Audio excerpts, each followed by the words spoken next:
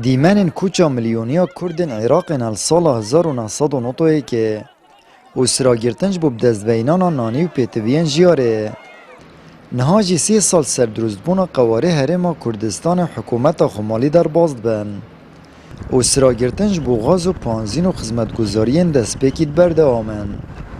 2021 او چلی هاوینی او باجی رزاخو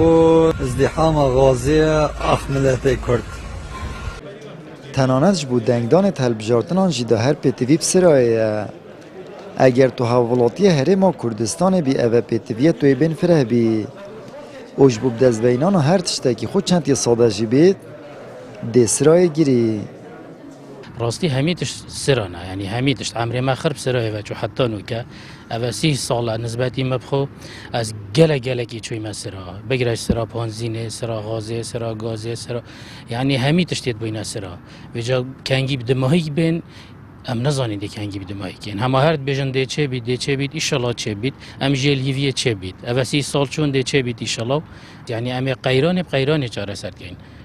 قیران یعنی بگیره قرب هوا سر 30 سال اجتماع قرب نینه یعنی ام پیویا دو قرب ما دو قرب تاین هم دو قربین پانزین منینه غاز منینه یعنی اول چند سال ما بخوش تا غاز نورگردیه من چاو من بیتاقا ورگردی بگاز از مجبور بو منافرودی خود همچین سراهی که و سرا اما بچی کاتی حتی هم سرا و عمری مخیر سرا و چون اولی نسبی بونه سربوز بو پشت قوز بو اشتام بسرا و انشالله خود واسراش ما وکد ماموستاک جید بیجید سه رو جقنینه مت ترومبل دول سرا غازت گریه. اود بیجید جرخان آبوریا هرم یاویران و خلکی باریب حکومت نینه. او خلک نچار هردم یه چاپتر سیای بید.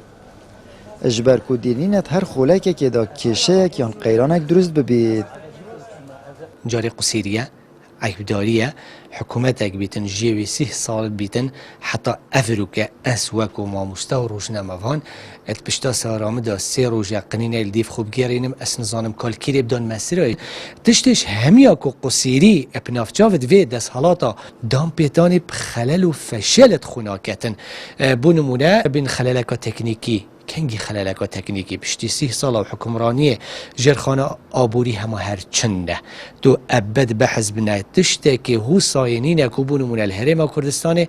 دو سربلندی پی بی گلک جاراجی وید فروش نخلکه کی یان مزایدتال سروی خلکیت کن و غاز یان و پانزین یان و آزادی